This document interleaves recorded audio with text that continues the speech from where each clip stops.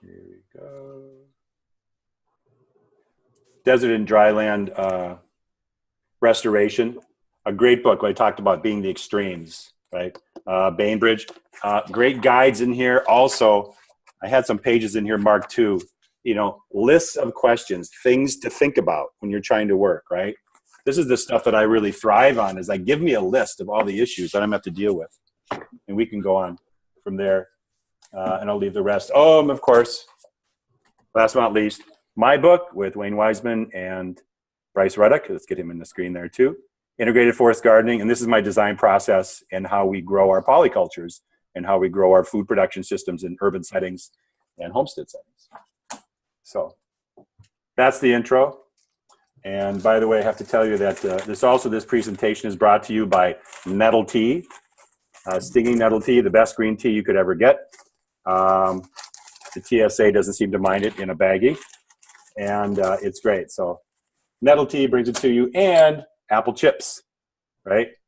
If you can't make sauce and you can't make other things, dry them out and make apple chips. These are great. These are mine. So brought to you by My Stuff. All right. So let's get together on this. We're going to go to our presentation. I don't see anything up in the chat, so I won't be able to see your faces or the group, anybody raising hands, so you have to put it in the chat if somebody wants to do that. I may be able to hear, if you put on your microphone and have a question, you can do that too. All righty. So what we have here, excuse me, here we go. The screen set up. So these are the 4 different organizations that I work with and that are partly or mostly me. Southwoods Ecosystems is my company. Used to be Southwoods Forest Gardens until I've kind of gone to do this other things. It used to also be Southwoods Permaculture Design. It varies. The Comfrey leaf never changes, nor does Southwoods, just the ecosystems of the word under there. This is the logo of the work I do. Natural Capital Plant Database is our database of plants. Paula Westmoreland started this in 2003. We have 4,000 members in 70 countries. Permacultureplantdata.com. Go check it out. All the information is free unless you want to do searches based on your environmental conditions. That is $30 a year. All of that information then can be downloaded into an Excel spreadsheet for about $50 a year. And it's working really well. We get so many good comments from people. This plant database is based on ecological function. You search for plants based on what they do in the ecology. Also with their food and human uses, and you can put it in by color and height and texture and all those kinds of things like landscape design does. But the focus of our plant database is the ecological functions of the plant so that you can build a polyculture, make your own soil, harvest your own nutrients, build up organic matter and biodiversity, put in plants that mine minerals from deep in the soil and bring it up to the top. So the plant database is one of the other things I'm involved with too. You can check that out. United Designers is kind of a new thing, started last year, and this is team design. And a lot of things that I'll preach about, and I'm sorry if I get off on some things, but what I have learned over a number of years now, especially recently, is that it's better to design with other people than just yourself. It is really better to design with somebody who knows a little bit more about something else, and you know your thing, but really designing with 2 or 3 people is the best way to do this. So right now I'm working with some people in Canada on their designs. I'm helping them with the design. And by the way, we all get paid. We share that because everybody's got to get fed. So there's a budget, and we work out the budget and who's getting paid what, and then we just get the job done, which is the whole idea, right? Get more work done, get more experience, work with smart people, and move up. Everybody needs to move up and out so we can do more of this kind of work. Working with people in Zanzibar, South Africa, worked with a friend of mine in Alaska on this, and we're trying to get more United Designers going. Recently connected with some people in Italy. And so I'm hoping the more designers that we have doing this, and we're basically sharing the plant database, we're working in Dropbox and working together on these designs, just like I'm going to show you. And by the way, on the left, lower left here, that's the Society for Ecosystem Restoration. Look them up, look at their website. They have a lot of good documentation for all of us to work with. And their principles and their standards of design are very, very high, very scientific, but also very, what's the word, vetted quite well. So very specific to what we're trying to get done. So Society for Ecosystem Restoration is great. So let's move forward. I can make this work. Here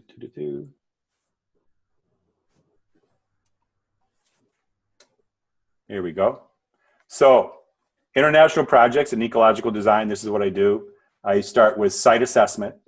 And by the way, you'll see this on one of the slides. I have a process for all these things. It's very system oriented. I have a process for getting the information I need about a property, going step by step by step by step, so I can basically check off all these boxes of information. Because if you don't know what to do, it's because you haven't asked enough questions. And so, in working in extreme climates, even working locally and not so extreme, although I don't find Minnesota extreme. Minus 30 is not extreme to me. That's kind of fun outside a few days of the year. So it depends on what your context is too. But our process for doing this design actually doesn't matter if I go to another country or if I do it at home. It always needs to be the same so that I have consistency. And I can add things to it if I find there's other information I should keep track of also. One of the first things we do when we start a design, this is in Dropbox, we have a bunch of empty folders. It's very important to stay organized, especially in the digital realm, right? I have my books, I have my papers, but I get a lot of PDFs. I do a lot of data mining online. But the first thing I do with the job is I open up this folder, I copy this folder of folders, put a name on it for the client, and I start filling in the information, right? All the aerials, all the imaging of the property, any narratives that I find, stories, all the climate data, plant data, and soil data. See, you have a folder for that. Now, what's good about this too is all the other designers have this on Dropbox also, because we're mirroring our drives, right? We're mirroring this file on each other's computer. So as they're finding information, goes in the folder also. So this is how we keep track of information. And then the designs that I'm working on go on that design folder, whether I'm working in ArcMap or Illustrator, whatever the software might be, the PDFs and the native files go in there. And then that third one down, the client access folder, that client access folder is only open, let's just say that the client can see that. That's what I should be saying. All the designers can see all the folders, but the client only gets to see that folder. So as we're working, we save copies for the client in the client access folder, and now they can go see the designs in PDF. They can go see the plant lists and those things. Really important to stay organized. Probably can't read this, and I could send a, I could actually I could load up a PDF of this online, but this is my process that I use. And you can see it's pretty much, very much an outline. The site assessment table, it starts with climate data, weather, growing zones, existing tree lists. Then it goes down to hardscapes. It's talking about the survey. Do they have a survey? What are the measurements, property lines, things like that? What kind of utilities are on the property? All these physical details, right, that we need to know from the client and from the property. And then after we have these filled in, on D, we have our aerial assessment going through the aerials, what's on there. Once we get to D and we have all the information, then we go to E. Now we start working with the functions of these spaces on the property. And that's really important. Before I do any design work, we've got all our base map out. We've got the aerials. All that information is laid out. I know my soils, my climate, my growing zone. I know the prevailing winds, right? Any kind of extremes. All the environmental information is known. So now we got to figure out, okay, now that we know that, what is the function of these spaces on the property? And that's the preference of the client or our suggestions for that. Then we move on to the rest of the design process. So this is basically our layout of how we work forward. I'm, like I said, a big mind mapper. So we have mind maps here of our work, and I map things out first and then convert them to a Word doc. But this is how I get organized. So you can see on here too, data collection, all the different information that we need, sector analysis, wind, sun, water, traffic, sound, right? Remember the sector maps that we all see, zone analysis, 1 through 6 and sometimes 7 on zones, design drivers, and we'll talk about this in a bit too, but this is a good time to mention it. There are limiting factors in everything we do, things that keep us from doing things that we might like to do, right? It has sandy soil. Some people might call that a limiting factor. We have power lines running over the top of the property, and then we have height restrictions. That might be a limiting factor. It's the desert, huge amount of limiting factors. Those are only design drivers to us. There are no limiting factors. They are drivers in the design to move us forward. So We have this mindset, there's nothing stopping us, only things to bring us forward. Now that we know that, we can do that. The software that I use for this is called MindJet. I think it's maybe $100. The nice thing about MindJet too is I have it online, and I can actually share my maps with people that I work with, and they can edit those maps also. So just like a lot of things, it's in the cloud. So that's called MindJet. There's a lot of free ones out there too, but I've been using MindJet. I started on the free ones like everybody probably does. Needed something a little more professional. And by the way, you get what you pay for, just like anything else. Is really, really a great piece of software. I do all my PowerPoints on it. It converts it to a PowerPoint presentation. All the slides are made based on the layout of your map. It's pretty cool. Anyway, mind mapping is a graphical representation of your thoughts. Writing on paper, linear-wise, is really hard for me, flipping through pages, outlines. This is one page that has all of my information, and then each one of these little brackets actually opens up again, so you can keep getting information in it. By the way, I put over here, our book, which I'm holding up and you can't see, Integrated Forest Gardening, the whole thing was written for my chapters in a mind map. Every page, every word was on here because I can write and I can move things around and reorganize and then keep writing, add boxes of information. It's a really great software. Enough sales on that though. Move forward. Restoration Ecology. Now this is the Society for Ecological Restoration. This is, again, when we're doing our site assessment, tables of questions. I have a lot of tables in my 3-ring binders that I give my client. They have a 41-page design guide that they get, which is basically like a take-home test. Can you imagine 40 pages? And all it is simple questions. You know, what are your capabilities? What are your limitations? What would you like to do? What are your favorite foods? What's your background? Really simple for them, right, to find out and help with their preferences to define what they want to do. But I have my own set of tables also. On the left here, this is from Restoration Ecology, the Society for Ecological Restoration. They have tables of questions also. Research required to optimize plant establishment and restoration, right? And then they have questions here. Great, you're going to get all this stuff in there. You're going to get things to plant. You're going to get stuff established. Is it going to be able to persist? Is there going to be a disturbance that comes through? What if there's a fire? What if there's a rain, right? What if we have, you know, temperatures and deep snow, you know, for months and months? Tables like this are really helpful because you should consider those. Sometimes they don't apply, but for the most times, these basic templates and these skeletons of information help us define what we need to do. So the left one is kind of when we're doing our design work. The top right one, that's our assessment table. That's also 8 pages. And what's neat about this, and by the way, United Designers get all this stuff. So that's part of our association with United Designers, is we share all these documents. So all the things you see that I'm showing you is part of United Designers for the people that are part of that. What I like about this table on the right, though, on the top, is the fact that the second column is the question, right? The first column is the website where you find the answers. And I think that works really well. So we have our questions. What do we need to find out? The first column is the sources. Here's where you go find it, for the mostly in the US, but we're getting a lot of stuff from Canada too. And then on the right is the answers. So first column is the source. Second column is the question. Third column is the answers. And what you can see on the fourth column is then our recommendations. A great process to go through. So I have to think about, okay, we have these soils, we have this climate. What are my recommendations for the climate? For the sorry, I'm getting a little thing here.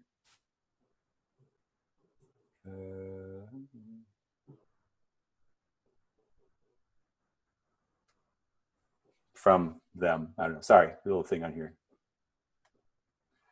All right, moving forward. Can you see this okay, by the way? Something just happened to my screen, so I just want to make sure I didn't lose you. Here we go. All right. So we have this table of information, just like a lot of the things you saw in the mind map. Information I need to find out, but then also where I find this information, and then I copy that, cut and paste it to here, and now I have my 3-ring binder just full of documentation to look at while I'm doing my design work. So another thing I want to say before I move into the designs is a lot of times we're working with communities. And I don't know how many of you have worked with intentional community people or committees. or God help you, municipalities. But there are a lot of issues to deal with when you're working with groups. And I recently have done 2 projects with very large stakeholders, as we call them. And I developed this. And this basically is the protection of the designers. We need to have some structure. So suffice it to say, the outer ring is a diverse community of experience, right? Everybody's an expert on something. Everybody has their own experience. The community members, they observe, they learn, they suggest, and they support the project, of course, right? Then you have your local experts, the people that actually are either in leadership, their management, somebody who actually is the mouthpiece, the liaison with the community for you. So the local experts inform the designer. They're the experts on the area. They may not know everything about what we're trying to do, but they know the space that you're working in. So they consider and confirm the design that we're doing. And then in the center is the project designers. That's us. We assess, we strategize, we design, and we propose a design to the local experts. They send it back for review, or they approve it, and then they send it to the community, and it goes out. This comes from, basically comes from graphic design and advertising, where the artists don't want to talk to, everybody. We only talk to 1 or 2 people in a corporation because there's just too much noise, right? So find out who your local expert is in these situations, which have probably hired you, and they talk to the overall community. This kind of stuff needs to really be held in check and in control because it can go crazy very quickly. And we're trying to focus on design work, not politics. That's not our job. That's the next layer out, to deal with the politics and all those kinds of things. So right now, we're in Haiti. And I have to tell you, this project in Haiti was a lot of fun. And it's ongoing, and I'm very, very impressed with the people that I'm working with there. I've been to Haiti about 4 times. One time it was for a month. The last time it was for basically 5 days to get there. Beautiful country, beautiful people, a lot of issues that they don't deserve. So this project is in the southwestern part of Haiti, near Seguin, east of Jacmel on the south border.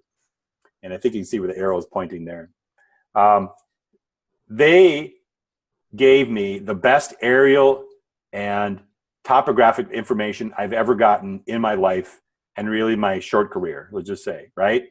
Fabrice Doucette found these group of guys that were trained by an NGO to basically go out and do aerial mapping. And so for a number of months, they went around doing some kind of mapping for this organization. And at the end, the NGO gave them the drone. And it's not a quadcopter, it's an airplane, right? It's a beautiful, beautiful airplane for doing aerial mapping.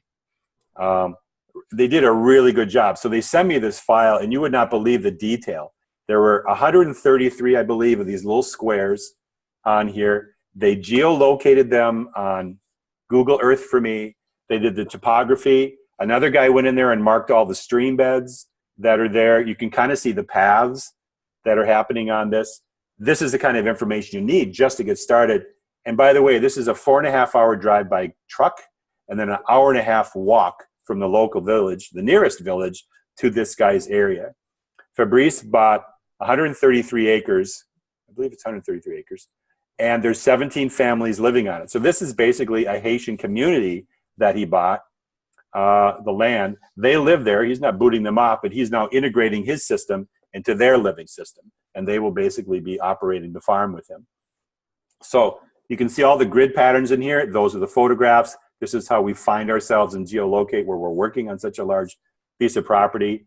But they gave me the aerials, very high resolution aerials, all the elevations, and then the property lines here too. So it worked really well. So what do we get from that? This is the original base map that I did from that. When we have high resolution, you can see I screened it back here. When you have high resolution and all that detail, it really helps to figure out what's going on in the ground, what the rocks are, even what some of the plants are, especially the trees. You can tell the date palms, you can tell the bananas, all those kinds of things when you have that kind of detail. On the right, and you'll see the property line, that's just what we were looking at here.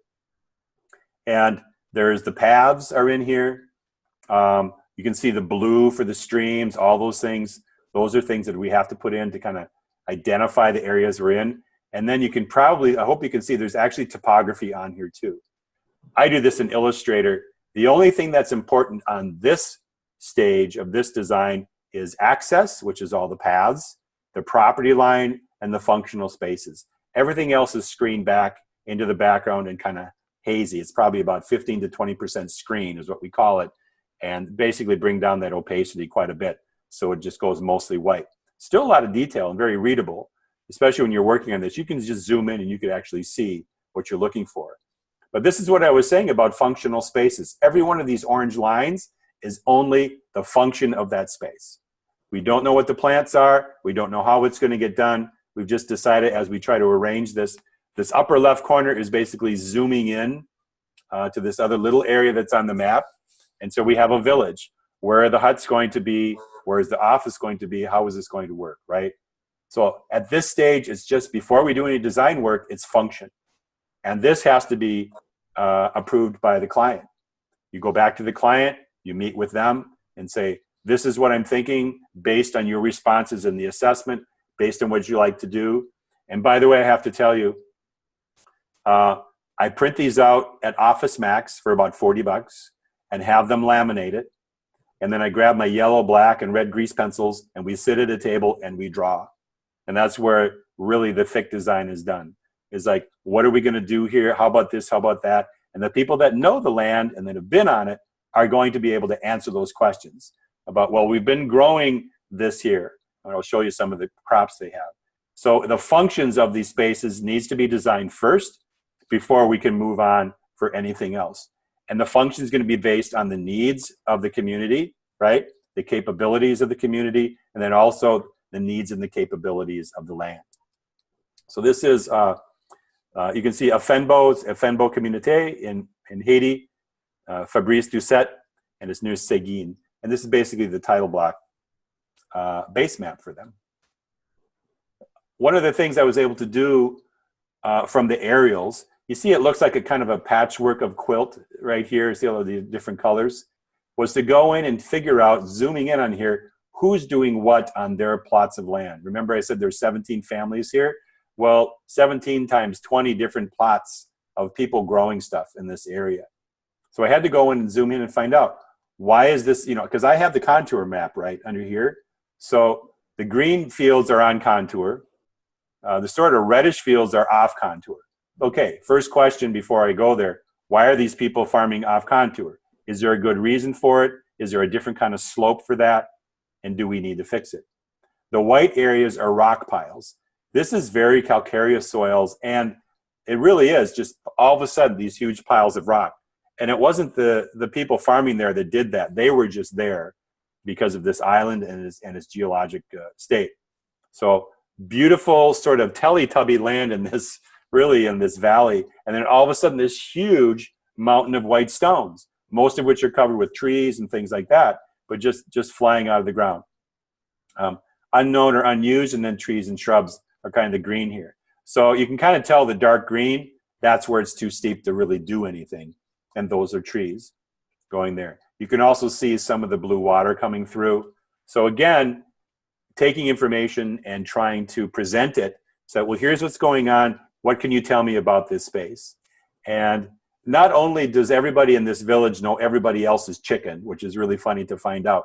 They know whose goat that is. They know whose chicken that is, whose cow that is, because they all free roam, which is something that needs to change. But they're all free ranging across all this property. But they also know everybody else's business and everybody else's space. So any questions I have pretty much could be answered from any 10-year-old to any 60-year-old in the village there, because they all kind of know what's going on in the space. This is the kind of work that we're trying to get to. Now, this was in 2012 in Hinch, which is north central Haiti. And this farmer, I want you to look at the difference of the land around this guy's fields and where his field is. So this farmer was at one of our PDCs. This is through Mindful Generations, Kathy Rose's organization. And she teaches PDCs in Haiti and Kenya. And we were there for 2 weeks and teaching this PDC. And one of their assignments was to take one of the skills. We gave them this long list of things. Pick one of what you want to do. Everybody has to compost. Everybody has to figure out some water catchment situation. Well, this guy chose to basically build rock dams and re-swale his entire field. Now, most of the peasant fields are in gullies. They're in ravines because all the expensive grazing land or the land that's hayed or just cut is owned by the property owners. So, and as you and I maybe know, or you should know, where is all the best soil? It's in the ravines because the people don't take care of the fields. And so in talking with the farmers, we say, yeah, complain all the time, but realize, and they know it, all the best soil is where you're farming. Just don't tell anybody that. Just keep complaining. So they built these rock dams, and a series of these were already there, but he didn't have swales. He just had these rock dams to build a terrace. It wasn't really working well. But while we were gone for, I think it was 6 months, and then we came back, he and his family rebuilt the walls and then put 12 swales between each rock dam. And you can see them here. There's 1, 2, 3, 4 of those rock dams, one at the top that isn't being used at this time. He keeps moving his way up. He and his 10 kids basically redug and redid his entire field space. It's only about a 1/4 acre. And Burman swale, the rains came, filled it up. When the rains stopped, they planted sweet potatoes, right? And he did not irrigate. All he did was plant them in because there is no water. And this is 3.5 months later with no rain. He had this bumper crop of sweet potatoes. Why? Because he collected his water, put it in the soil, and it stayed there, right? Some of it goes down, but the roots go find the water, and all the hydration that they needed for his crop was basically in the soil. Just think of that, 3.5 months, didn't rain. And he still has this great crop. And you can see how brown it is all around there. There's fires. So this is what we're trying to get to with a lot of the work that we do is cultural practices on the land, understanding how they're gardening or they're farming, respecting that. They've been doing it for decades, and then making suggestions of what might help do it differently. The magic is with 18 people in the class, we only had one person do it, and that's called a success. Because that one person basically is showing everybody else, hey, this actually works. He took the risk, or he just saw that, hey, this is a good idea, I'm going to do this. But since he did it, now everybody else is going to try it. Because it's like catch-22. Nobody's going to do anything that hasn't been done before. So this guy did it, had a great crop. Now he's like the guy, right? He and his donkeys and his huge baskets of sweet potatoes going down. Oh, and by the way, the whole sides of his area are lined with papayas also. So this is what we're trying to get to. Now I'm going to hopefully see if you get this. Yeah, could you guys give me a thumbs up if you're getting to see this video? Because that would be, and hearing a little bit of Haitian.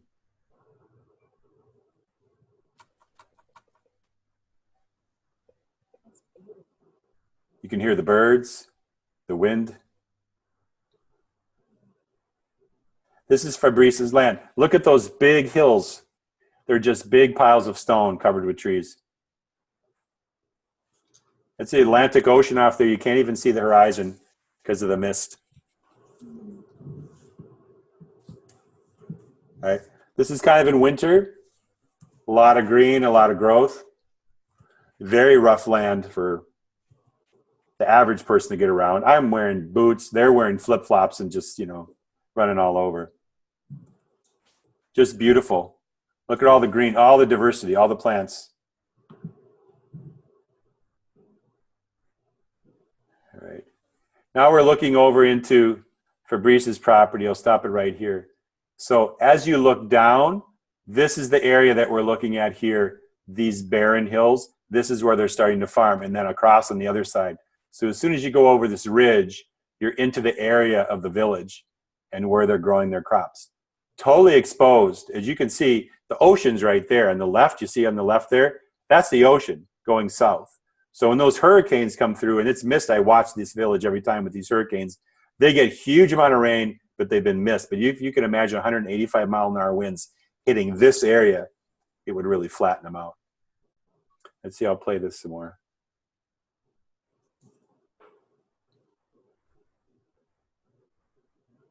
I'm just amazed every time I go there. It's when you get up into the mountains, get out of Port-au-Prince, not a place I want to stay, but you get into the mountains and you see what's out there. All that white stuff is stone. on the hill, huge stones sticking out and not even movable. They're like attached. So they farm around them. There's the trail going up. And then this area here, you see those 3 mounds. There's actually creeks that run down in this area too. So this is where some of our water sources, as you'll see in the design work. So I am always intrigued when I see all of a sudden these things just flying out of the ground. What's that about? How is that working? You know, well, at one point, as you can imagine, this whole area might have been underwater, right? And lifted up. It's all calcareous, so it's basically ocean basin. Question was for the Haiti project. I have to tell you honestly, Fabrice Doucet, this is the God honest truth. Fabrice Doucet is a guy. His dad's a doctor. His sister's a doctor. I don't know what his mom does. And he's married to a family that has a hardware store in Port-au-Prince. Anyway, he didn't want to be a doctor, didn't want to do any of that. He had, bananas. He was growing bananas at one point. Plantains, actually. He was growing plantains. And at the end of the season where his harvest was done, he came to harvest his plantains and they had all been stolen. It just destroyed him financially, spiritually, just knocked him down. And it took him years to get back on his feet again. When this land came up, he sold, it's very almost biblical, he sold his truck and all the things that he had to buy this property. This is a Haitian dude that did this, right? Then it took another 5 years to pay off this property. Once his property was paid off, now he had money coming in again from his work. Then he hired me. So who is funding this? It's a Haitian guy doing it. He needs a lot of help.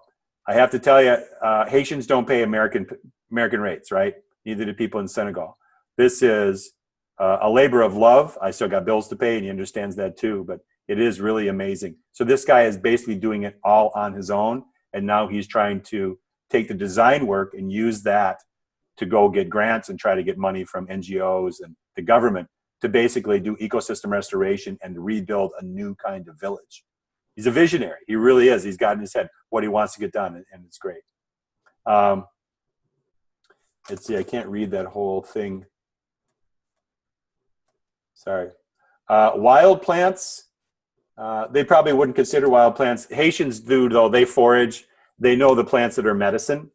And even though some of them, you know, I don't like the word, you know, some they can't read, they can't write, all those things, they're illiterate, doesn't count. That's not a word you use with people in indigenous cultures. Some of the people that know everything about all the plants, what they do, how to grow them, all the history, right? They don't write and they don't read, but they know everything. So it's basically oral histories, all of that. And we've been out in the woods in the mountains with some of the Haitian people. And as we're talking about plants, they're basically picking stuff. They're all gathering around and foraging already because they're basically catching their medicinals or their spices for what they're going to do later. Let's see, I think we already saw this, so go past that. Here we go. So here's your typical farmland, right? Really brown soils, kind of silty clay. It's really slick when it gets wet. And then all of a sudden you have this big rock pile. But there's a lot of stone in their fields too that get carried out. So when they have raised beds, they do this all by hand with a woo, which is a very big hoe. They cut small trees down for the handle and they go buy the blade at the market. And I think we have peas growing in here and they do everything in rows. This one looks like it's going downhill a little bit. You can already see a little bit of erosion there. Probably could have done a little bit better. But what I want to look at here on the right is our design drivers, right? Distance to market. For this village, it's a 90-minute walk for me. They are doing it in about an hour. They have to carry everything out of their village to take it to market, right? So that's a huge design driver. What do you grow?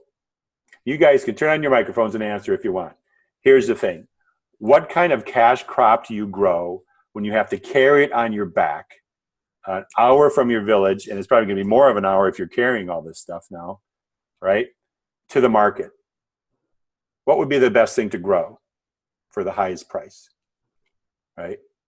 It's not going to be citrus, you know. you know, it's not going to be watermelons or anything that's got a lot of water in it. You need something that's very high value.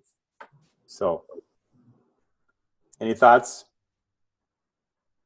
Something if it dries, it's not going to be ruined. Right, right. So what they did, they grew leeks and onions. The highest value for the amount of weight that they could, and you can just imagine as they dried out too, they could just mound them up, you know, hundreds and hundreds of pounds together, split it up, and they would carry these out in big bundles out to the market, onto the trucks. A lot of it's taken to Port-au-Prince to be sold in the markets there. So leeks and onions, I thought that was great. So that was a really good informer for me and on the design. What is something like onions? What is really high value that they can grow and, like you say, dry, that they can take and doesn't lose any value, right? And can do it. The oranges and stuff, that's coming from other places. Garlic is one. If there's a garlic that will grow in their space, which I would assume, they're about 3,500 feet off the ocean, right? So there's a design driver. It's really, I got to be cognizant of that, okay? They need to grow something they can take out. Exposure to weather was another design driver. What can we do that can basically rebound or is not going to be affected too much by high winds? They do have a lot of moisture, and actually Fabrice wants to put up water nets, the fog nets. He thinks that he might be able to catch a lot of water that way, which would be interesting to try.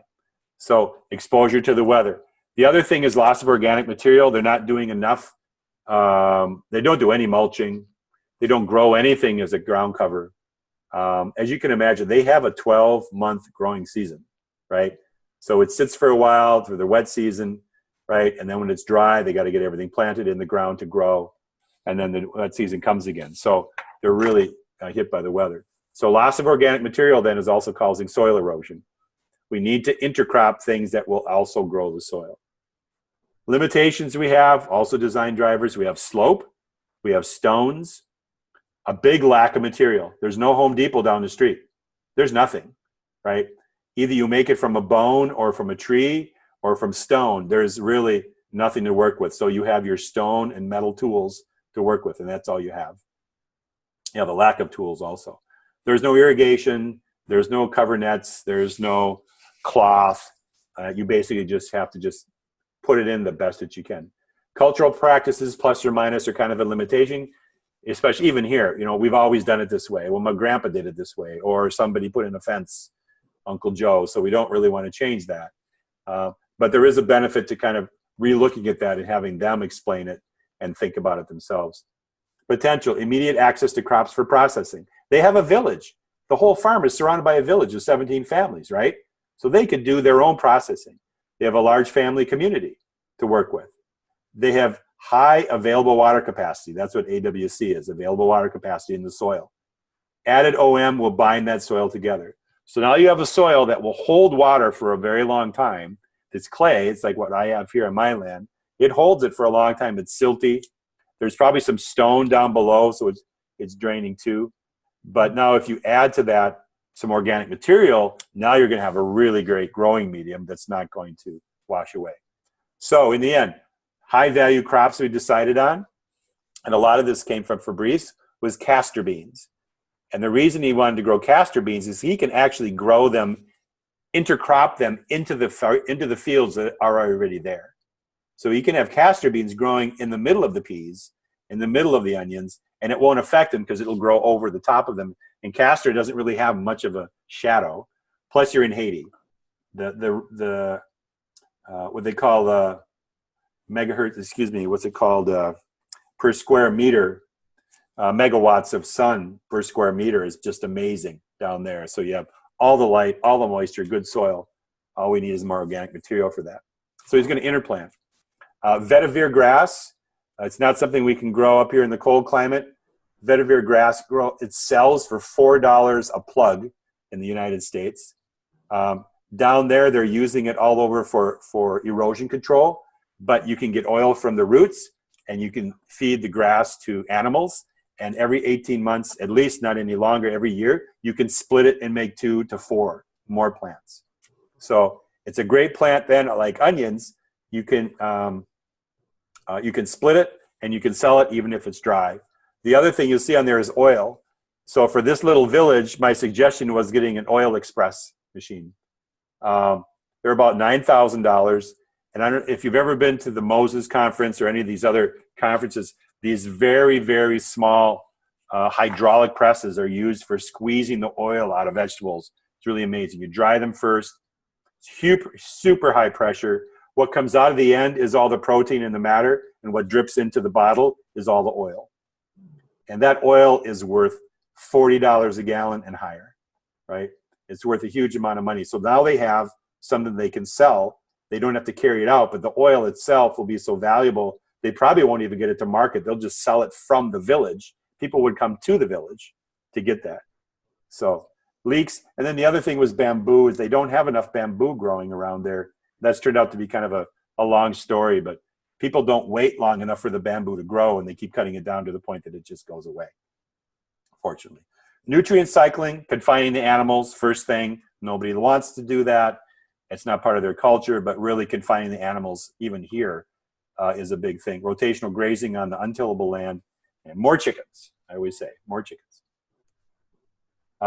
Somebody said garlic. Garlic could be there. We're also, in its other project, I'll show you, cacao could be a problem. We really want to get more to tree crops. We want to get something like shrub crops that they don't have to keep tilling the soil, right? That they can have a high value and keep cultivating and have good crops from. So this image here, we have peas on the side. This is a polyculture, interplanting. The onions, and then they had carrots in there too. I don't think I can see any carrots here, but they have carrots, peas, and onions growing together in these long rows. By the way, these are all done by hand. Every one of those slices through there is just from a woo, and they get like 8 people going in a line, and they go just one at a time, and they do all these furrows. Once the beds are made, everybody leaves except for the farmer, and he starts to plant. And this is what it looks like.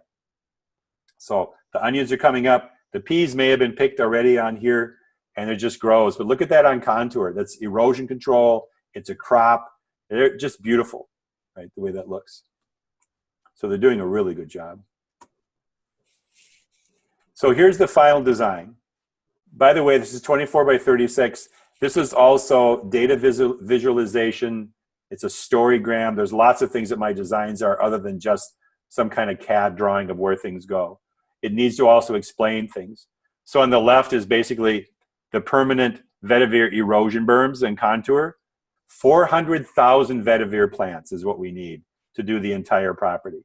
We have years of work to do with that, years of cultivation. At the same time, they can sell the vetiver to other people. But once we get these berms going, some of the swales that we're putting in, and we start getting the vetiver and the castor in there, it's basically just going to snowball from there as we start at the top and keep moving our way down. We have water catchments, lots of dams. We have a lot of stone, but we have a lot of slope and great areas to catch water.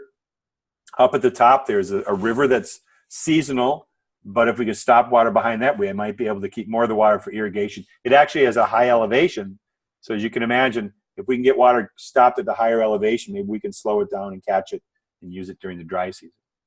Then you also see some polycultures on here too.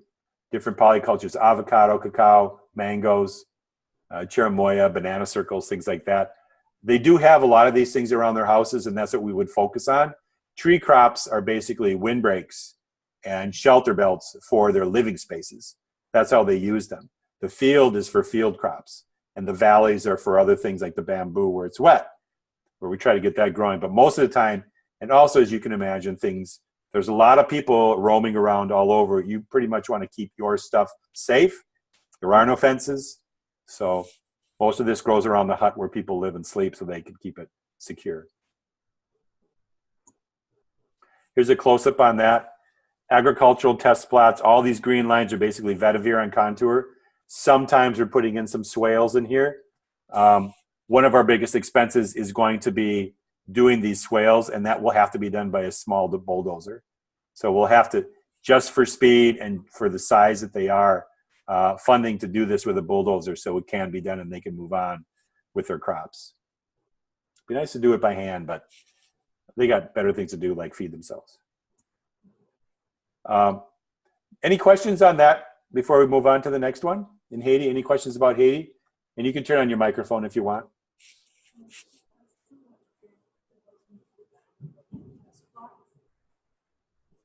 Can you hear us?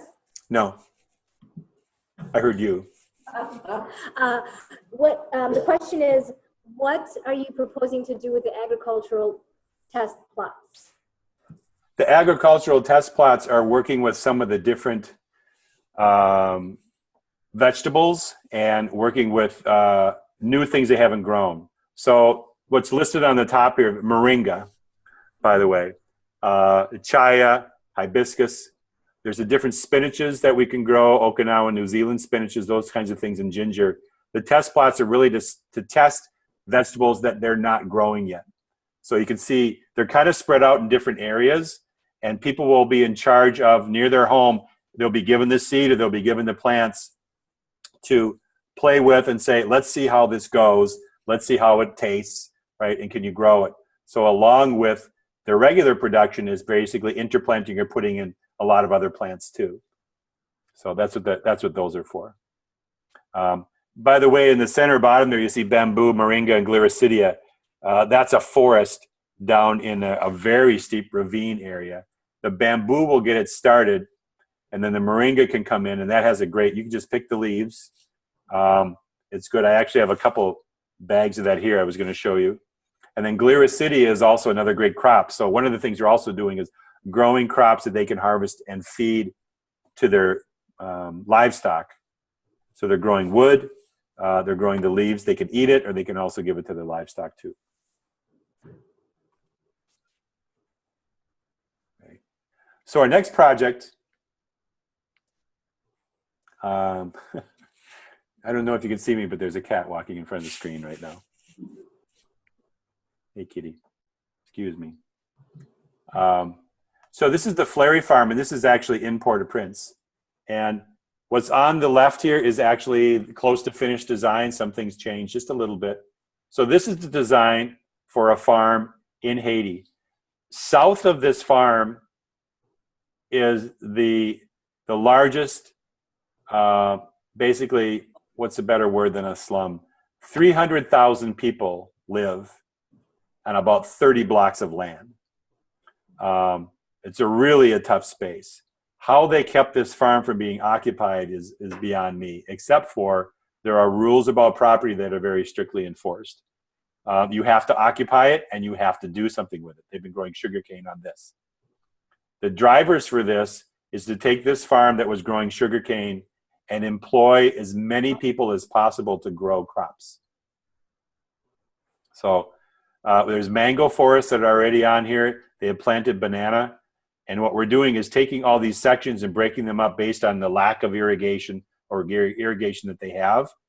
And now we're bringing in rotational grazing because the cattle are just kind of, they're fencing this whole thing off, by the way, in the next couple months. They'll have gates.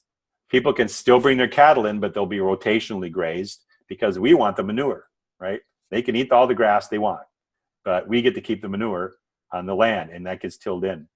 The organic material in here is pretty low. The other thing we're doing is taking these mango fields and interplanting them with a lot of other crops. Neem, moringa again, acacia. Acacia is actually a nitrogen fixer, but it also is used because it has a lot of big thorns. So this whole property is going to be lined with acacia first to keep the goats out and anything else it's going to try and get through. And then neem trees because they're great for the leaves. And they're also an insecticide, and then other tree crops from the list here. We also have ice cream bean and cacao and papaya, banana, pineapple in polycultures growing in these spaces too. So on the bottom, this is where the entrance is. Very highly used space, valuable space here because this is the only entrance to get into the property is the way in the bottom right. And so as close to everything is where we want the high value crops, and then the lower value crops, tree crops, and things go out farther away. The soccer field was a suggestion actually of somebody who walked down the street and asked the guys when we were doing a site assessment there, he asked, could you guys put a soccer field in? That would be really nice. And and it's like, it made so much sense because we have this huge flat field across the street from a church and where they get their water. There's power over there. The little green dots are actually going to be lighting that we're planning on putting in for that. And it was like, absolutely, why not? And now we're cool, right? What could be cooler than putting in a regulation-sized soccer field on your farmland for everybody in the neighborhood and to work or to play on? We also had a basketball court, and that's come and gone a couple times. I don't know why. I think a basketball court would be great too. So, but this is just northwest side of Port-au-Prince. On your right here, I want you to see this is our report. And this is a 35-page report, basically phases and milestones for getting this work done. Again, where does that come from? All of our assessment paper. Here's that table I talked about, pages from our table assessment table. It comes from our recommendations. And then each one of these little fields is numbered. And in the pages, we say, here's what the function is, right? Each one of these fields has a function. Each one of these fields needs these kinds of plants, this type of strategy to get going. And these are the stages of doing the implementation for that. So they also get a book. So along with this large design, has to be some documentation to put it together. So you can see on this too, we have our sun angles, we have our prevailing winds, there's the sector map at the lower right corner. All the data that we use for the design, we would like to put on the design itself because that gives people more information, right? It helps them. And I want to tell you too, this, and I've heard this before, but this NGO specifically, Flurry, I heard from the manager that I was working for, he said the board of directors of their nonprofit were so impressed that they actually had a design already while they were asking for the money to do it. Nobody's ever done that before. Everybody just said, well, we're going to do this, or we're going to buy some tractors, we're going to put in some corn, or whatever. And they would give them a bunch of spreadsheets and numbers on it. So they actually had a design, and the board of director people, we're assuming they're fairly intelligent people, right? We'll just assume that. They're reading it, and they're asking questions, and they actually now understand what this project is. Again, that's why the designers are so important, because we explain how this works. And if you have a great drawing, and this could have been in pencil, there's 1,000 other different ways this could be done. But if you can communicate the information to the people with the money and the stakeholders and the people that want to help out, they'll look at it, they can understand it. You can see all the little paragraphs of information and arrows and all sorts of things, right? Now they know what's going on, and they basically will buy in that much faster. So this is the field that I saw when we first got there with our mandatory used tire and plastic bottle. So everywhere you go. Yeah, if somebody would start doing earth ships in Haiti, there is an unlimited source of tires. Really. And then if you could figure out some kind of way to turn plastic bottles into anything else, they're everywhere. I don't know if you saw a picture on Facebook, but there was somebody, they're sending water to Senegal, to Puerto Rico.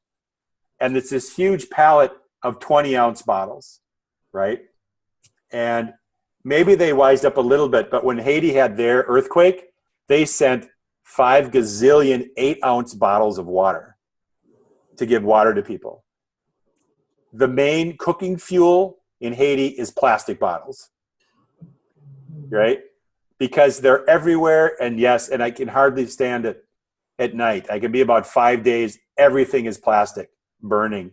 They're cooking it with it, and that's because there isn't anything else. Charcoal is really expensive, although that's the better thing to use. But if you don't have money and you got to boil some water because the beans are cheap and the rice is cheap, the NGOs will give you rice and beans, but they don't give you a pot and they don't give you something to cook it with. So what do? You go gather a bunch of plastic and burn it under your pot to boil the water. Pretty nasty. Not a lot of other choices, and that's the other part of this work. No judgment. That's what they're doing. Let's try and figure out a better way, but in the meantime, know that they're in dire straits. Bananas, somebody gave them about 200 banana plants, so they put them in here. You can kind of see the raised bed sort of here. They're using flood irrigation, and that's one of the things that we need to change, because you can see all the silting in already as they flood these. Those little grooves just fill up with silt and sand because it's basically rinsing all their nutrients. down these long trenches that they go. They go, probably 100 yards. But it takes a lot of water in this trench to make it get that far. So we're going to try and do these more with interplanting. A friend of mine, this great guy, Hassan in Lebanon, by the way, another great country to go to. Lebanon is fantastic. Beirut's the Paris of the Middle East. Fantastically safe and beautiful. What's that? He said it used to be. Used to be? Oh, it used to be. Yeah, but it still is pretty amazing. Yeah. So Hassan inherited a banana plantation, and you got to change your bananas in this huge area, all these different families growing bananas, and he decided to grow oranges under his bananas and all of his vegetables. And all the other farmers were pretty upset with him, for wasting all this space, and they're not going to work, and it's not going to happen. And by Hassan planting all these other things under his bananas, he reduced his irrigation by 2/3 by covering the soil. So he soon realized he only had to come out and irrigate once a week instead of 3 times a week. And all the other farmers are like talking, because he's a kid, right? He's like mid-20s. It's like if he doesn't know what he's doing, he's going to kill his crop. And actually, he was creating all sorts of organic material with all this understory that was going. And then what happens once you cut the bananas down after 9 to 12 months, right? Now the trees are ready. Most trees are understory saplings anyway. Small trees usually grow in partial shade, if not full shade, to get started. And then as soon as the bananas are gone, now his orange trees are just going to flourish because they've been sitting underneath this for almost a year, rooting and getting themselves set. Pretty smart. So same thing with these guys. It's not changing the flood irrigation that much right away, but getting them to plant other things with the bananas and try to convince them that it's not a competition. They work with like beans, squash. In the mangoes, there's going to be squash, pumpkins, melons, all sorts of things over in the tree crops. With these, you probably have to have something a little bit smaller with the bananas so that they can get around. And this is the aerial of that same space. You can see we're looking to a kind of a nicer angle. We're not looking down towards the village where all the people are. These are all mango trees, come and gone. And then you can see the fields on the bottom right. You can see how dry it is in that area. And this was a recent aerial by one of the people that had a drone down there. So we have a nice field of mangoes there to the intercrop. And then that's also, we're going to do rotational grazing. And you can see the cattle. You see the cattle in that middle field? They're just hanging out. And there's cattle down here in this lower field too. And jatropha. Anybody ever heard of jatropha? Yeah. Jatropha was supposed to be the biofuel of the century, right? Jatropha was supposed to be this fantastic plant. You grow it, you squeeze the seeds. They have like about 80% oil, the huge oil content in these plants. They pretty much grow anywhere. The plant will grow anywhere. So they planted jatropha all throughout Haiti. The problem is that it's not a dry climate plant. And so it grew really well and everybody's really happy until it came to harvest the seed. And there wasn't any oil. So these fields are full of jatropha, which is unfortunately also highly toxic and poisonous.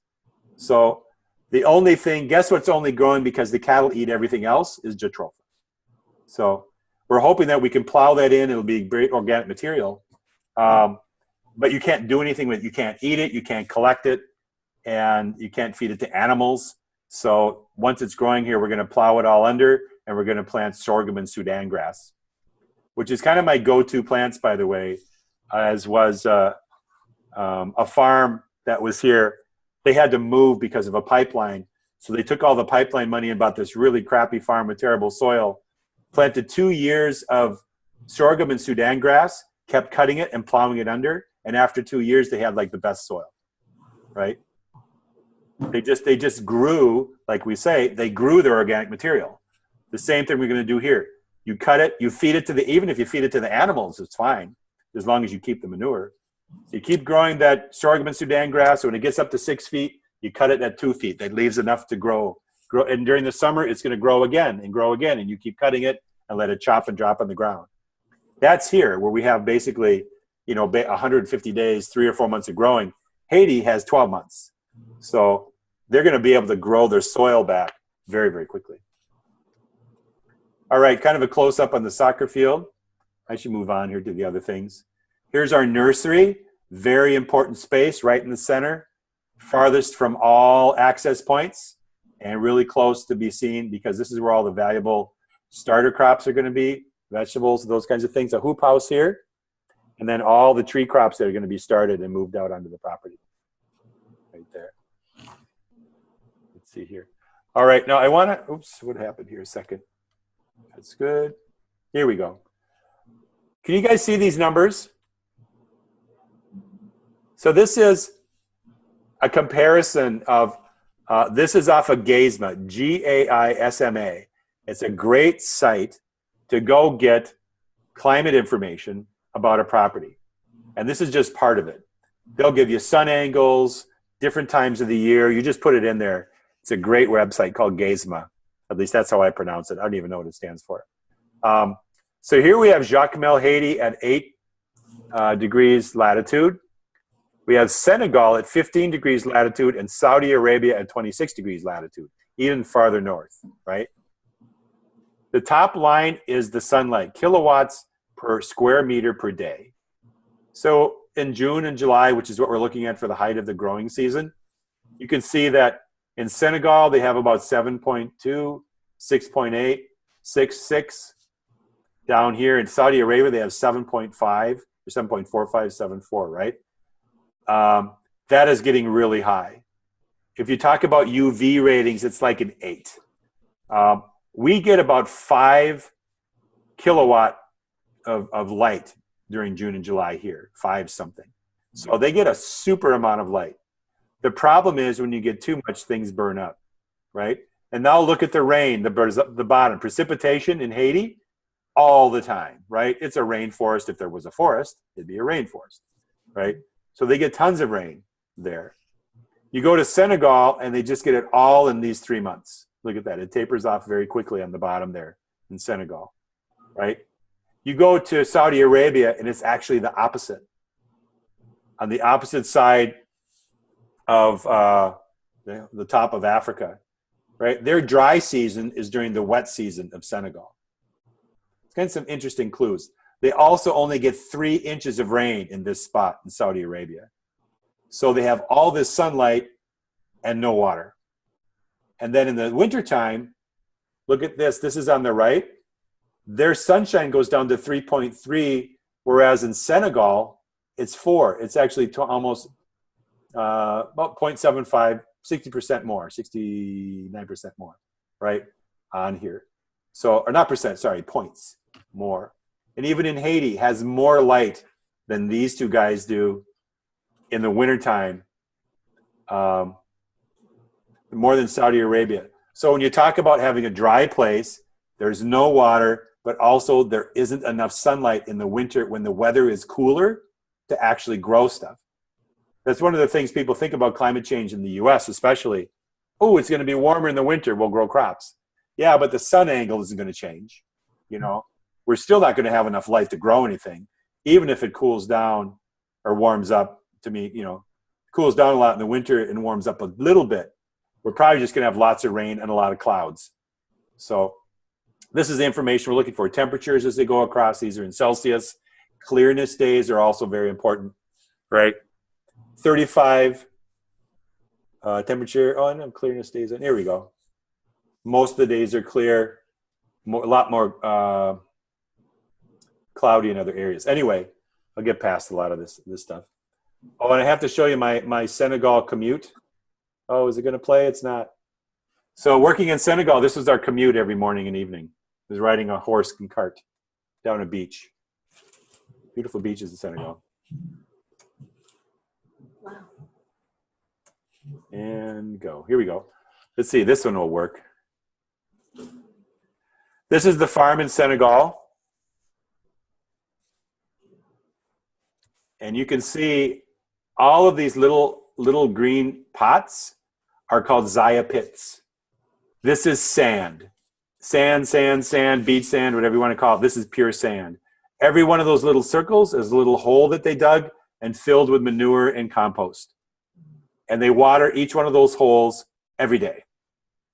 So what you see are cisterns. Those are big block containers there. Those are cisterns that are used to hold the water. The big pipes pipe the water up to the cisterns, and by hand, the Senegal guys have watering cans, and they water each plant. Hundreds and hundreds of them get watered each day. So that may seem kind of strange, but as we move on, you'll see kind of the strategy behind doing this is using people as much as possible and not going towards technology. Technology just is a dead end. So you can see how they're laying this out. This is the north side of a hill, very flat, kind of a nice area to work in. Here we go. This is an aerial view. Almost looks like regular agriculture to us. But look how even the rows are offset, just like we would do, right? The rows are offset because that's the most efficient way to space things out so they can walk through. You can see the cisterns, the plastic tubing that fills them up. They have their watering cans. And then that little square area, that's the nursery. So they're starting their plants under cover, and then they harden them off, and then they move them out. What they're growing in this area is peppers. They're about 5 miles from a major town. So they're growing what sells and what they can harvest in a fairly short amount of time, and they're about the only plant that can handle this climate. It's really tough. So we talk about wind. If you were going to grow vegetables in an area that had sandstorms and it was really dry and very dusty, couple questions. Could you ever imagine growing cauliflower or broccoli? Right? Sand would get trapped. Oh man, it'd be horrible, right? Trying to eat that. Tomatoes are really tough unless you have something to protect them. So here again, what they've done, peppers are actually can endure the sand. As you can just imagine a pepper hanging there, right? They're actually pretty tough. The plants are made for desert, and so they grow gross peppers, they grow sweet peppers, all sorts of different peppers, which I think is kind of neat. So they're doing a huge amount of production in here. The building on the right had chickens in it, and it was confinement of chickens, and unfortunately, it was really bad. They've got probably about 2 years worth of manure, about 3 feet deep in those, because it was so horrible, nobody would go clean it out. Even the Senegal, the staff guy said, I'm not going in there, because it was really putrid. So we convinced them that they need to stop that. That whole building, which is a 2-story chicken building, is now going to be offices and classrooms for training farmers, which I think is good, and then also some storage space and lodging space. So look at this pattern, though. That's a great pattern for anybody to follow in their space. One of the things I do with my drone is I do reference aerials a lot. It's really important to me so that I can see what's going on. Let's see if this is going to play. Here we go. It looks a little sketchy. Let's see if I could stop this here and there before I get dizzy.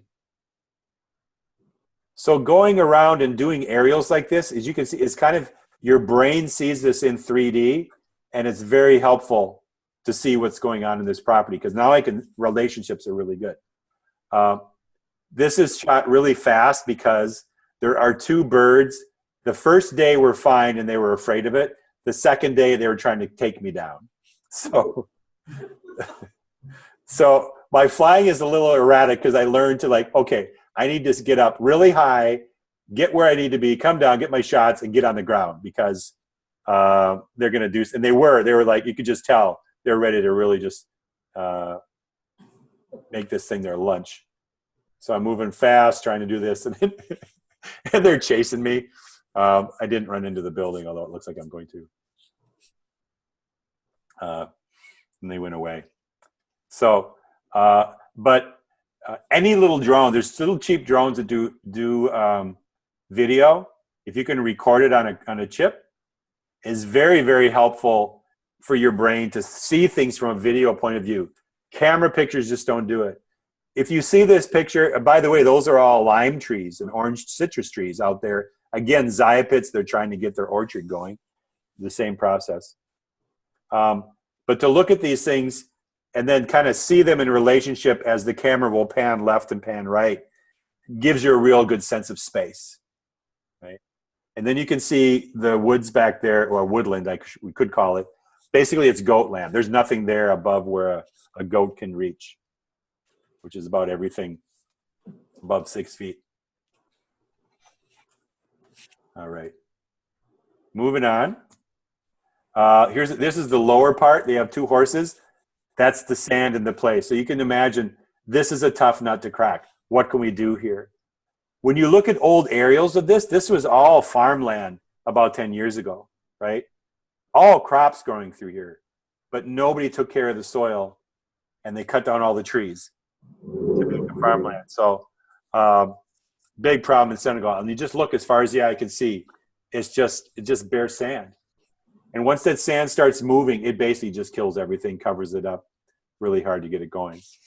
Here are the final designs that we have for this, and I have a little bit of a story for that. On the right is the initial design by Neil Bertrando, who's from Reno, and myself, Chris Newhouse, who works for Matter, who hired us.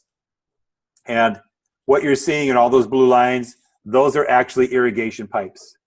The first intention was, let's drip irrigate and save the water, right? Let's do as much watering as we can with as little amount of water as possible and do that. And I'm looking at this, and from my experience in the past as I'm walking around, you can see all the old irrigation pipe that's been on this property from years past. Sooner or later, somebody pulls it up with a plow, it gets broken, and nobody knows how to fix it. So in a discussion with Chris, I was mentioning to him that I understand that Senegal laborers are paid $2 a day. That's the going wage in Senegal.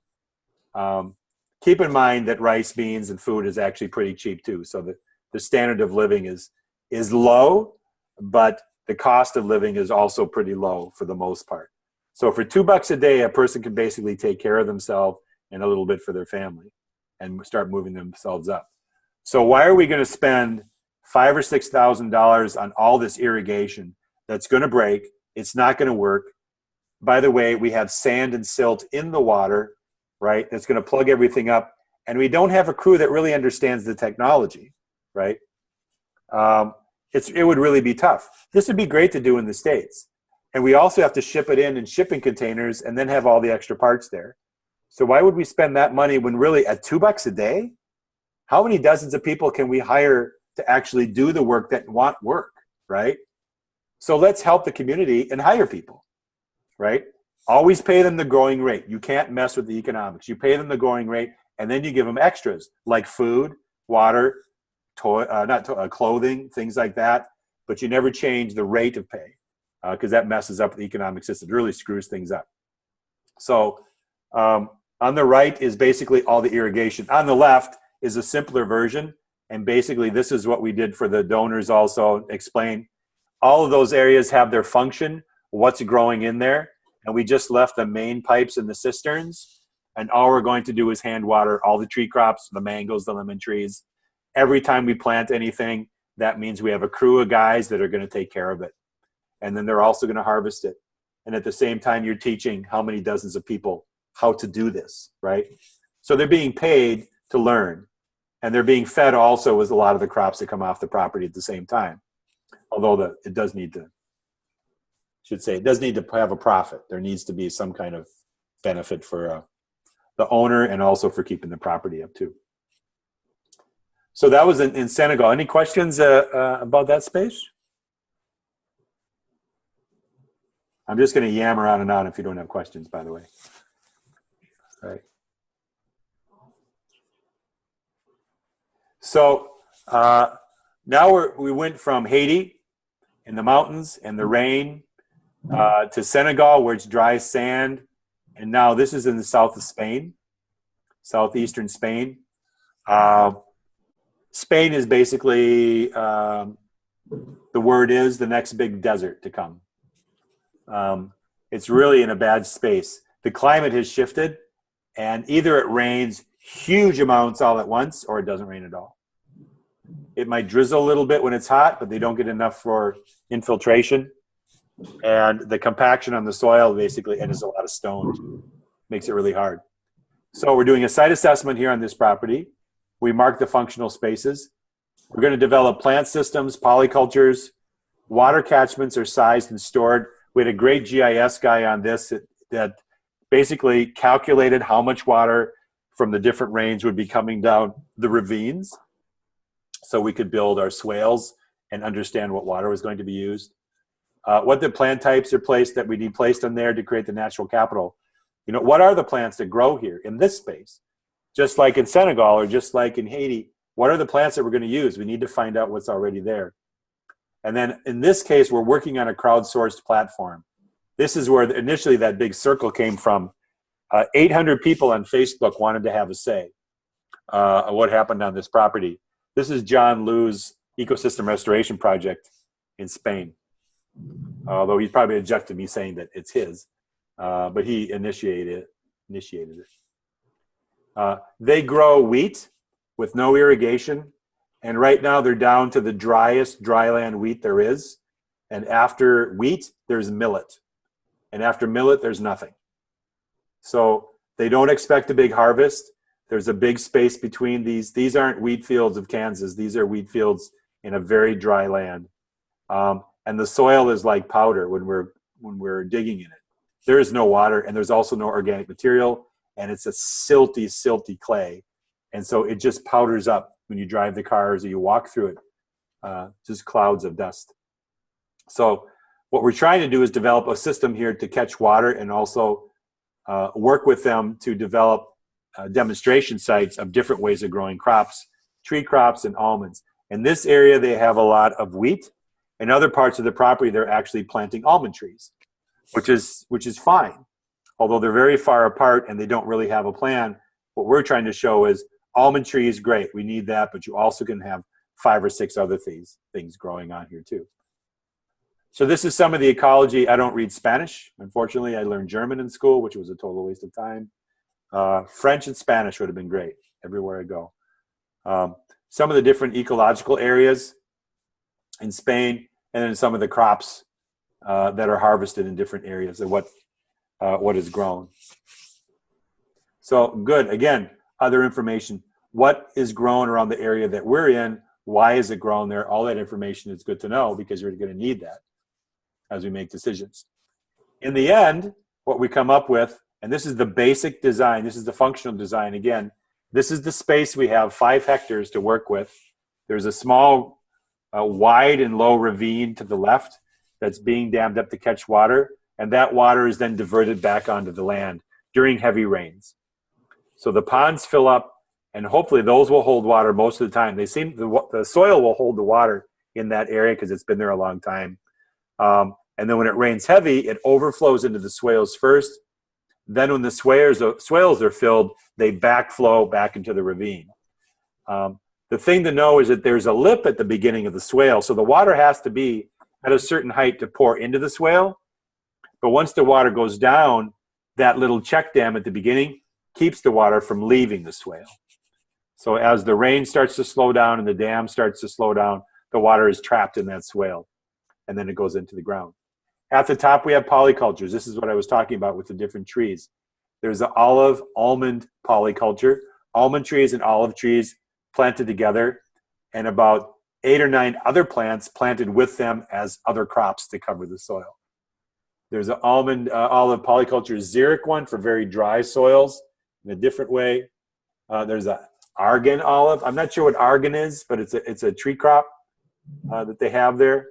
It might be kind of a nut. And so again, see how we fill the spaces. So we're actually using forest gardening back into a production space. A design driver, Spain, the EU. The EU has subsidies. The EU has rules. And one of the rules is if you take your farmland out of production for 1 season, you can never farm it on it again. Wow. Yeah. So the incentive is to farm everything all the time, right? never let anything go fallow, and don't plant things like a forest because the EU will take away your subsidy for that land. So now you're not getting any money for it, and you can never put it back into production. There's such a lack of natural spaces that their response was, oh, okay, well, we need more land, so if anybody takes anything out of production, you won't get a subsidy for it. Well, in a place like Spain, everything is already farmed. You know, that's the problem. So now you actually penalize people for putting that land back into ecosystem restoration, which is kind of sad. So, by the way, this spreadsheet on your lower right, that's from the plant database. And then I just copied one of my little polycultures in that on the right side. So we have the space that it's going, what it's used for, the name of the plant, the scientific name, the plant type, its height, its spread. Sometimes we have root depth in here, and then the scale that we have it on the design. So this is our plant list. So that's kind of the analog, let's just say the word, the how shall I say it, the linear fashion description of what we're doing. That then is translated into the polycultures, taking the information from those groupings. Each one of those little blue boxes is a polyculture. I take those things, make the symbols. You could do this in pencil. And build my polyculture, and then that is what's transferred into each one of those little green dots that you see in the design. So the design itself does not have to actually have all the information, just a symbol that represents what's going to happen there. So this is another different way of doing it. You can see at the bottom of the design, all those polycultures are in there. That's just kind of a waste of space. It's really busy and you can't even read it. So a better thing to do is just keep the green dots, and over on the side, just draw those polycultures that represent different things. There might be polyculture A, B, and C, and then all you have to do is put an A, B, and C on the green dot, and that tells you what's going to be there. So argan oil is valuable. Okay, good. Medicinal, cosmetic. I think that's in our database too. That's the other part of it. Every time I work on these things, if it's not in our database, it goes in there. So we kind of move forward on that. So we work with these designs, get anything to be in pencil, but we always start out with a lot of this linear information. And the sooner we can get into a graphical representation, it's much easier for people to understand, because after the 2D graphical, it goes 3D in time, in space, right? And to not have a jump where we're drawing it out makes it very difficult when you just go to a spreadsheet to the land. It's better to give people an idea. There's probably even another step in there to explain what we're going to do and how it's going to work. So would you guys like to take a 5-minute break, or are we almost done? I think we're almost done. Oh, yeah. Okay. 8:46. All right. Then I'll finish up with this, and I think I might have one after this. So we're done traveling. Those are the international projects I'm working on. Fairly extreme projects. All of us would like to work in the Chromatterhof, but we don't get to. For those of you that know about Holzer. There's great places in the Netherlands and Germany, and there's great places to work all over, but I just really get excited at the extreme environments, because there are people living there, right? There are people surviving there and doing what they do, and there's a lot to learn from them. And then also to take that and even move it farther and see what other challenges we can do to bring it up higher. Can you guys see this okay? I know it's kind of small, and I got a big screen.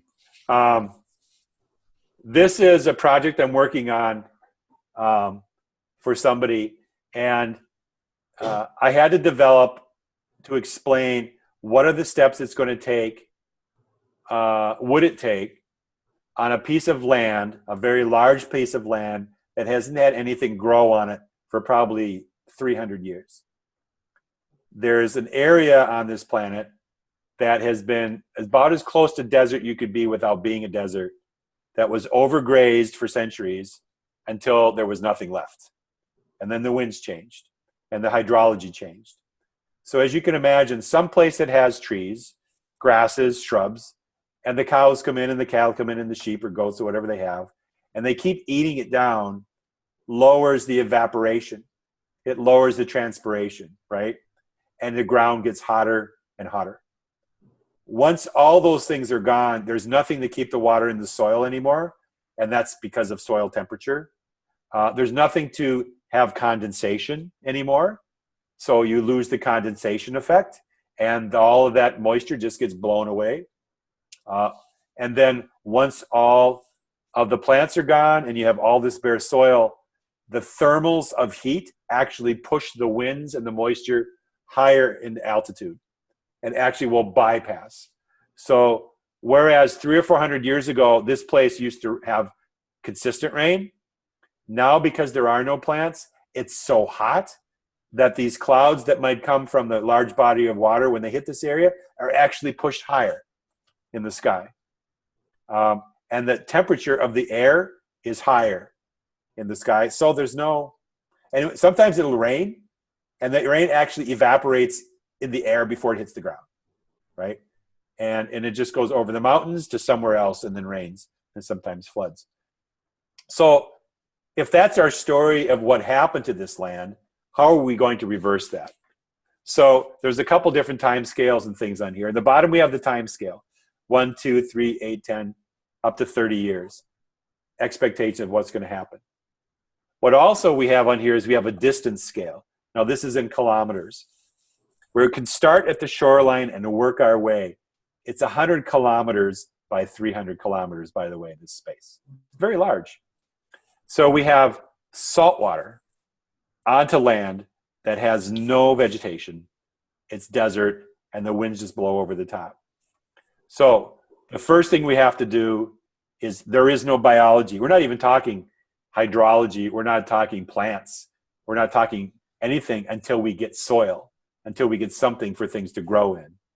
So the thing that we do is we start with a biomass inoculant, which is basically, in this case, it's clay. It's whatever we can find that will hold water more, and start getting grasses going.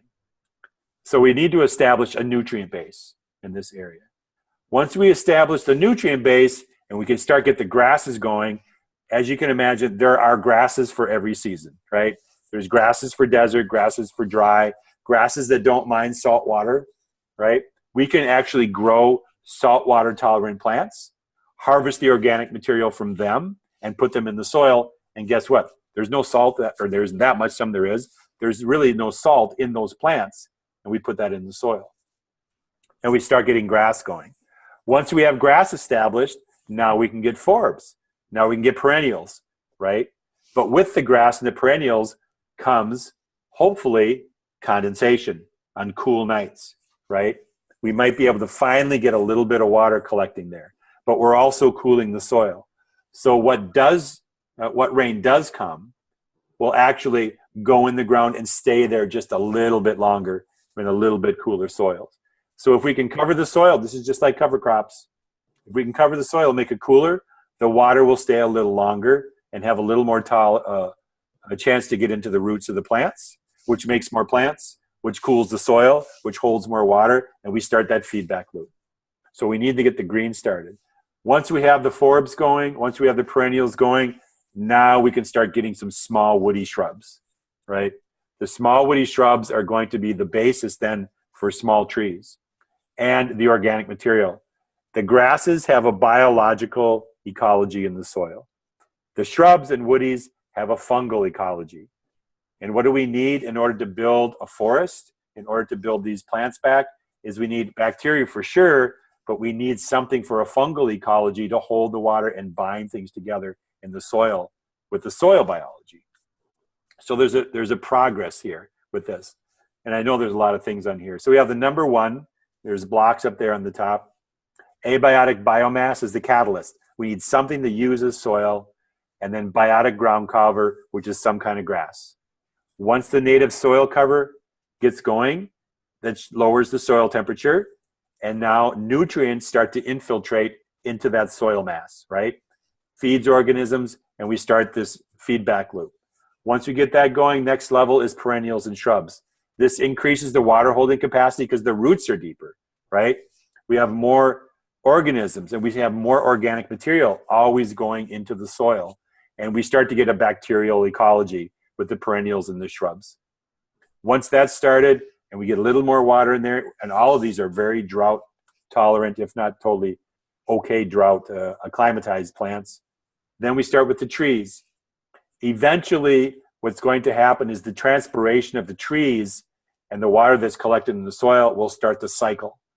And hopefully, with the cooling of the temperature, we will bring the winds and those hot thermals back down to elevation where we'll have condensation. Because that's to be the first thing that will happen is the shade under those trees is just 5-10 degrees cooler is enough to get condensation, and the trees will start watering themselves. I actually saw this in Texas, in West Texas. If you've ever had the joy of going to Lubbock or that area, it's flat as a pancake, 400 miles to the coast, at the same elevation. It's just really, really flat. There's cotton fields and oil wells. That's it.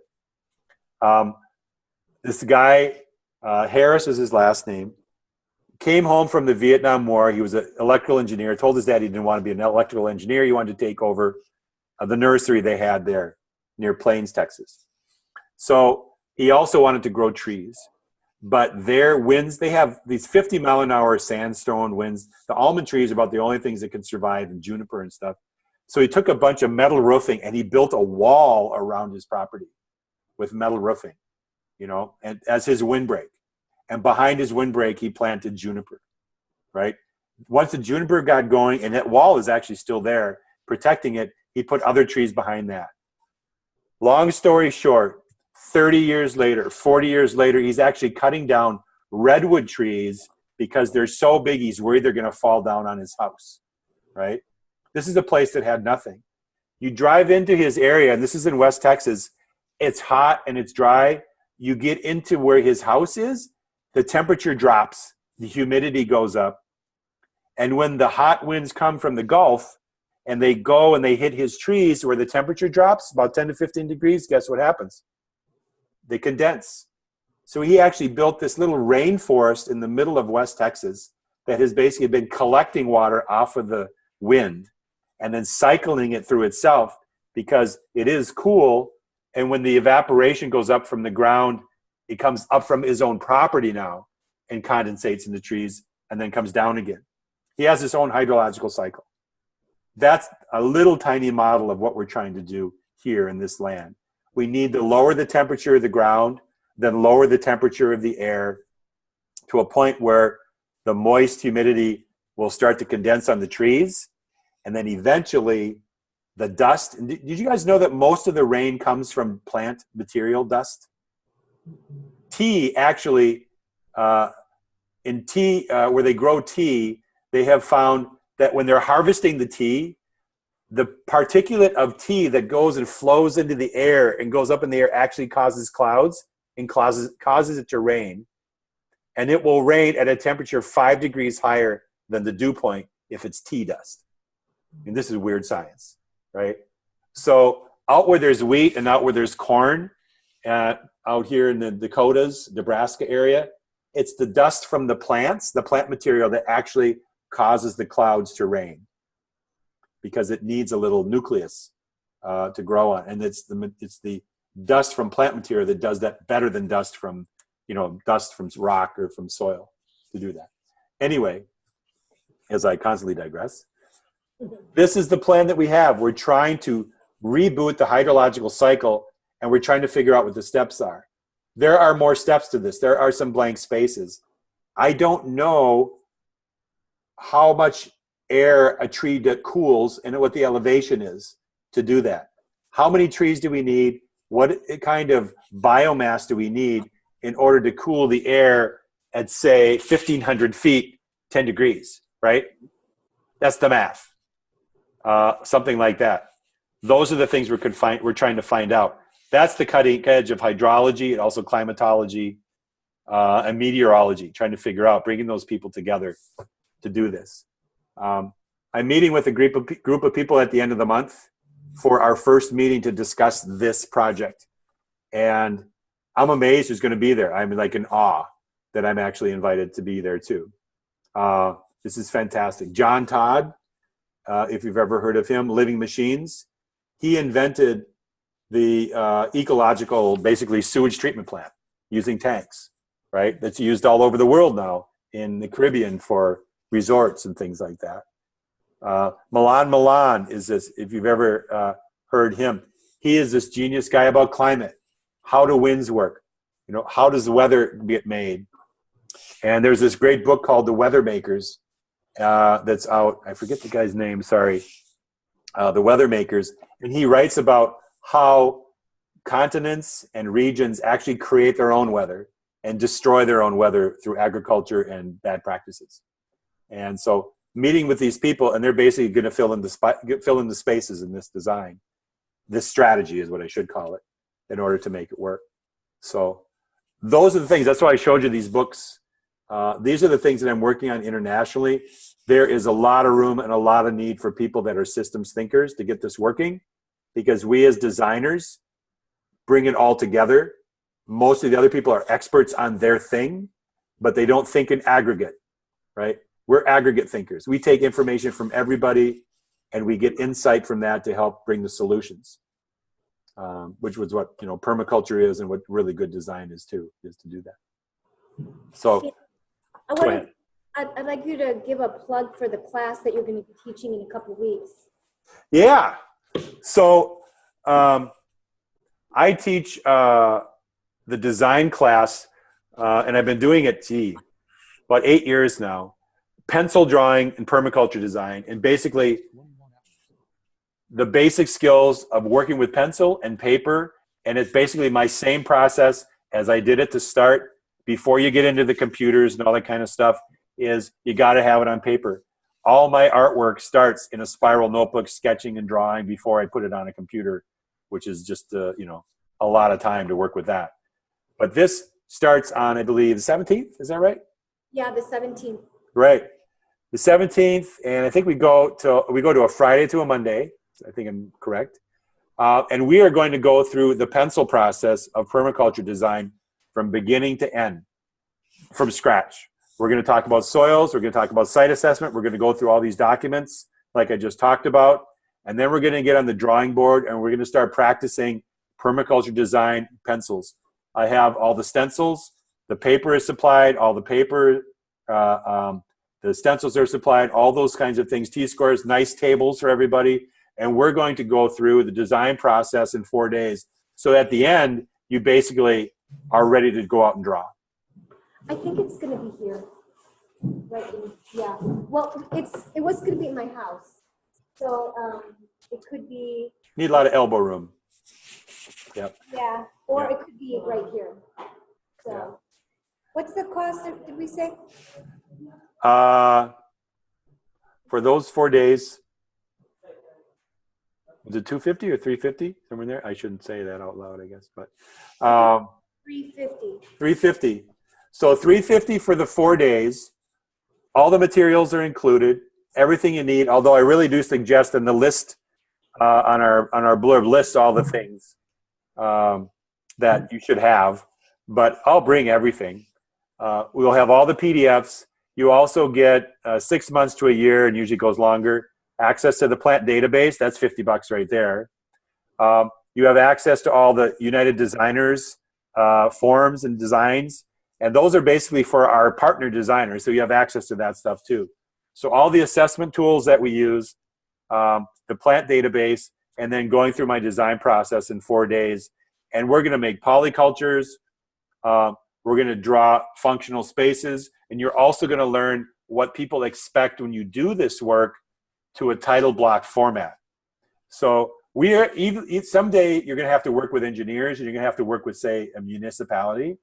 When you come in with a nice pencil drawing on a kind of basically an engineering format, all of a sudden your stock goes up. It's like, oh, you know something, because there's a format in how they want to see the information. And that's how I basically have always drawn my work. It has all sorts of information on it. It has a lot of my style, but it's still the format that they want to see that makes you look like you know what you're doing, you know? And of course we do all the time. We also change it up for we add vocabulary in there. But really it's a lot of PowerPoints, it's a lot of study, some reading, and just basically pencil practice in order to make polycultures, however you want to do it. We spend a lot of time in the plant database, working with spreadsheets, practicing those. And in the end, if you want to, you can design your place. We can supply you with a place. Or if you know somebody with a farm and you have aerial pictures, whatever you've got, at the end of those days, you could have a pretty good design of whatever place you want to do. It could be an urban lot, or it could be a small farm, homestead. And that's where we go forward. It's a lot of fun. And we hit on everything that you've ever seen in a PDC. And actually, I do this for PDC classes, and they've been doing it at the end, and I've convinced a number of people that they actually should have this drawing class in the beginning of the PDC so that everybody can have a context for the information that you learn. You know, so you've already drawn out your place, and now you're learning all these new things about soil, right? All this new information about plants, and you immediately have a context to apply all that information, which is the beginning design of your property. I think that to bring you here, we have to have 10 people. Is that right? Yeah, 10 people would be good, 8 to 10. I try to not to go more than 12 because 12 is too hard. All right, more than 12 is hard. I've had classes of 20, and it's really hard to talk to people and help them get through the processes. And I work with everybody the whole time. It's a lot of one-on-one. So with me and with a couple assistants helping with just, you know, logistics and getting things through, we go through a lot of information very quickly. All the PDFs are there. But again, basically, it's just a lot of pencil. It's a lot of elbows working like this. And the nice thing about it is that you're expected to make a lot of mistakes. People won't draw because they think they're going to do it wrong, but that's the whole point. We want to do it wrong really quickly and get through that so we can do it right. So the quicker we do it wrong and screw up, it's safe on paper. It's a real mess when you do it outside. So let's do it in a class and we move forward. Plus, you have all these people doing theirs too. So there's a huge amount of integration, right, of everybody looking at everybody else's work, right? Some people are really good and you kind of learn from them. Other people are very creative. But either way, we all go through the same process and we end up at the same place, which is a nice looking design. Yeah. So do they go on your website to connect? Yeah. To... Yeah, you can go on my Facebook page. It's on there. I'll go refresh that and get that information up. I think, you know, because the stuff kind of goes down. I'll go pin it to the top on my Daniel Halsey Facebook. Might be on Southwoods too. You want his email? I don't do Facebook. Oh. Okay. Website? Like do you have the website? Yeah. Let me put it southwoodscenter.com. Say it again. Southwoodscenter.com. Right. And I guess if we don't reach the 10 people, then I wouldn't worry about it. yeah. Yeah.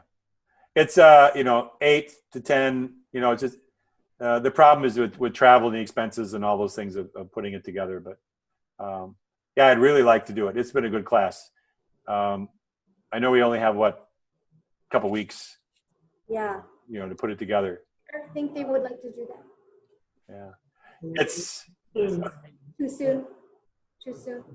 Of course, I'd love to do it. No. How about if we did something in March? Would that give you more time to like get the money together and the time? Yeah. March would be good. Maybe in March. you can let me know whatever Yeah. works for you.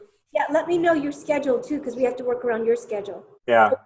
We can put up, I'll get everybody's email, and then we can do like a doodle poll. If you're really serious about it, then we can do that. Okay. That sounds good. Yeah. Yeah. Yeah. This is really great. This has been so awesome. It has been. Does anybody want to say, can you see us? I can see you, yeah. Okay. Does anyone want to say anything to Dan or? That's just awesome. I wasn't expecting, I mean, I know it'd be interesting. I was interested in the idea of permaculture, but I certainly wasn't expecting this awesome presentation and the experience that you've gathered for yourself.